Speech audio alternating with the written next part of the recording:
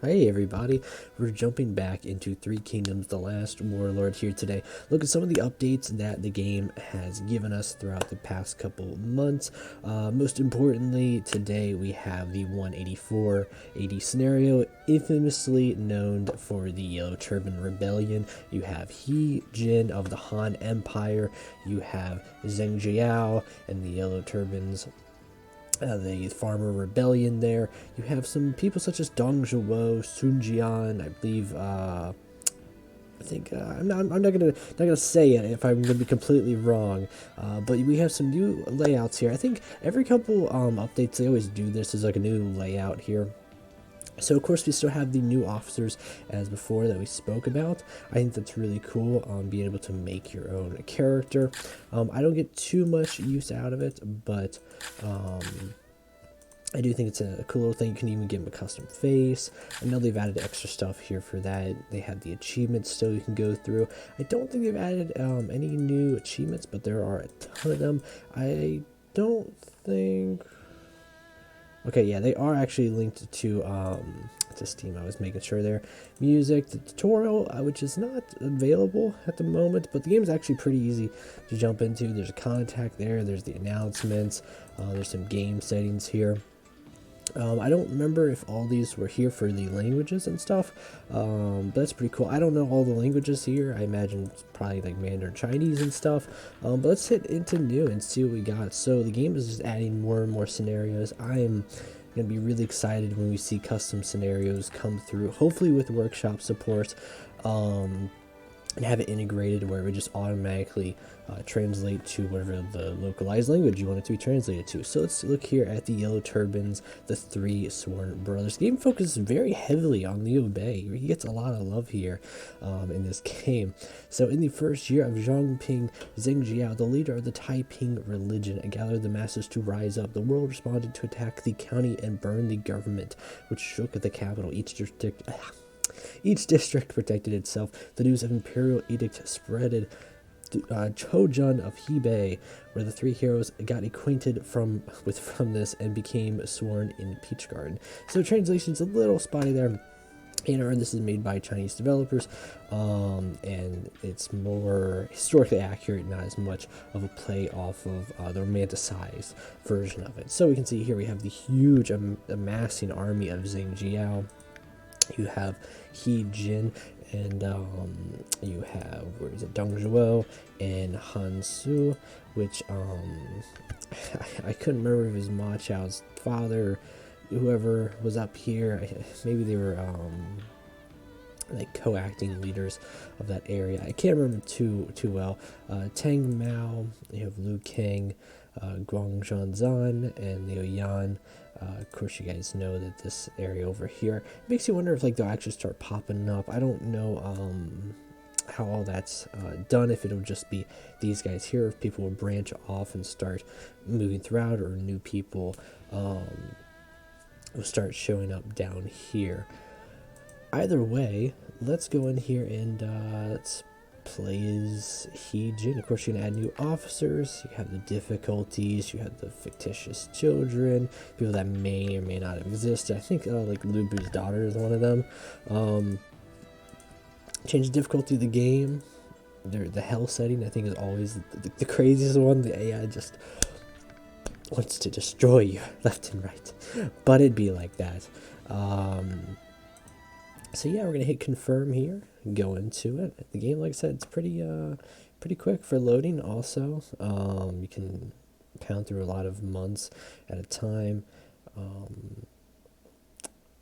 Some big things I want to show you. Of course, when you jump in here, you guys are gonna see a big difference with how the city layout is. So in March, March of 185, Zheng Jiao was, no, it's going too fast for me to read. I didn't know if it was the one from prior, but you guys can see this here, and you guys can read it. I'm going to let it do its thing real quick. And, yeah, this is completely new here. I don't remember if it was like that for, many of the other scenarios.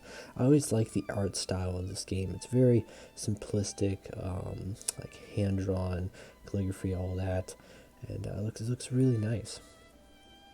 So here we are at Liaoyang, the capital here.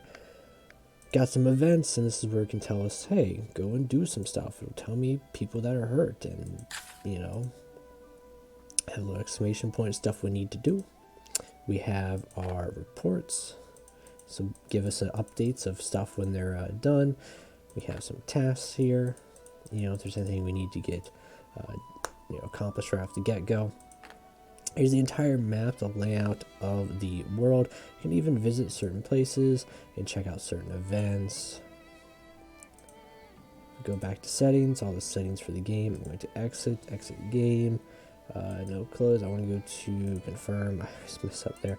If we edit, you can actually go in and edit. This is kind of cheating. You can actually edit officers, and you can kind of like make them die, essentially, like kill off Cao Cao right now. And I think that's actually really cool on a point of making your own custom scenarios. And I think that's awesome right there. Something cool that would be a nice integration is, like, say I played so far into a save where Cao Cao had taken over from He Jin and Liu Bei died and just never became a thing, but it was just a Yellow Turban army, or if Cao Cao defected and was in charge of a Yellow Turban army because he rose to the ranks and Zhang Jiao died and none of his kin were in charge. Like some odd scenarios like that, I think would be really cool to kind of include, to be like exporting your save almost. So, and that's, so yeah, you can edit, even have some force edits. You can, I can give them all the stuff here.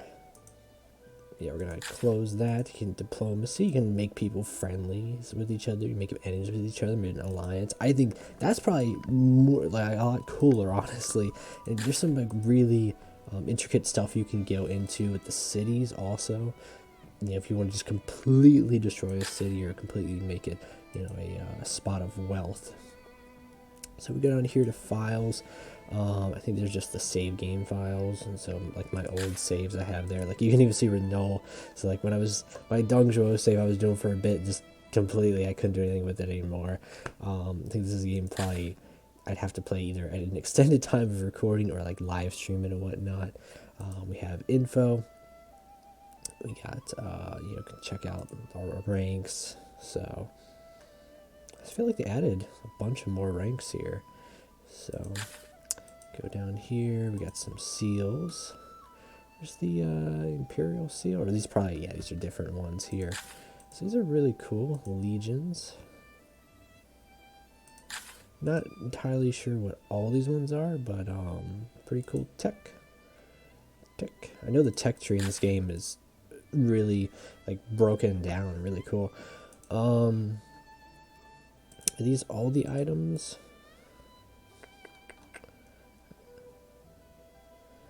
Huh. Go to officers. Cao Cao. So of course, aside from the relations and the bios, getting like a more cleaner look to them, I think we have the family tree, family pedestal here. It's a breakdown, so you can see Cao Ang, which is his firstborn son. 9 years even tells you, all of his wives. So there's 29-year-old Cao Cao with his 14-year-old wife Han Fern, 16-year-old wife Ding Fern, and his 24-year-old wife Bian Fern. I guess that's completely historically accurate. They would know a lot more than me. They're the historians. But that's actually interesting. I didn't know that. I knew Lady Bian, so I think it's the right one. His father is Cao Sung, which doesn't show up here actually. I swore it did before. Maybe it didn't. Maybe I'm thinking of something else. But you have right here his items. You can see what he's rocking. I don't think it'll actually, I don't know. There's a little dude back here. I don't know if it'll actually show like the armor for him. This game is like, I love seeing new updates to this game and coming back to it every couple of months. Because I don't want to compare apples to oranges and other games out there, but I think being like such a fleshed out strategy game like this is working like massively in its favor. I don't know how it does for a Western audience, such as myself. I love it. I think it's great. of course, you guys, I'm making the video, I'm bragging about it, of course. It's not my first rodeo with this game, but for other people, it makes you wonder. I've had my buddy Travis, more of like a Dynasty Warriors player, not maybe so to say like Romance Three Kingdoms or Total War Three Kingdoms, but from like that perspective here, he does enjoy this game. And I've always grown up on these types of games like ROTK, and now to see Three Kingdoms: The Last Warlord have their own spin on it, I want to see like where this is gonna like go by the end of this, and I want to see like from the Chinese audience, is probably the main audience of this game, how well it's done, because I imagine it's just done phenomenal. So with that little thing out of the way there of just bragging about this game and deep dive in there, we get some strategy. We can have some people go out, and I guess we can alienate, we can rumor, cajole. So these are the same before, they just have a new look to them. Diplomacy. So if we want, we can be like, hey, Zhang Jiao, we'll send Cao Cao out there, and just gonna have negotiations with them, and there'll be a new pop-up screen there. Of course, we can deploy, go straight to battle, go to our affairs, tell people to do stuff, move, food and gold between cities.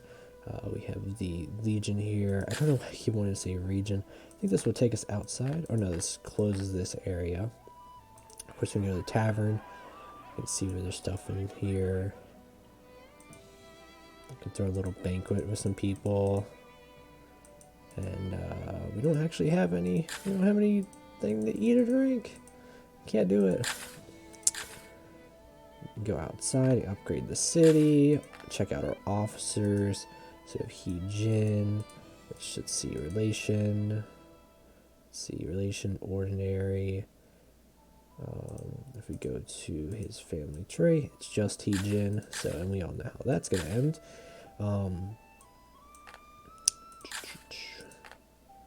Of course, we need to see more breakdown of the city. All the little descriptions. It's nice. I remember when this game first came out, there was like no descriptions of anything, and you had to be a hardcore fan of Three Kingdoms, the novel, to really know everything. And now it's like telling you stuff, even about, if we go to Cao Cao, to have some romance and others for some people. I feel like they've removed his romance description, because I thought he had one, but of course the history right there is accurate. Don't know. Do we have? Okay, successor. So yeah, we can multi-appoint. And these will be the people that'll be up next. I thought we had a university. Here it is. I think, yeah, university. So this is where like Cao Cao's son and any of the younger people would go to, and they would learn. College is also right here. So I just completely ignored like all this stuff here. Actually, I think they're so used to just the like little pop-ups on the bottom of the events. We'll go outside real quick and check out. So this is the map.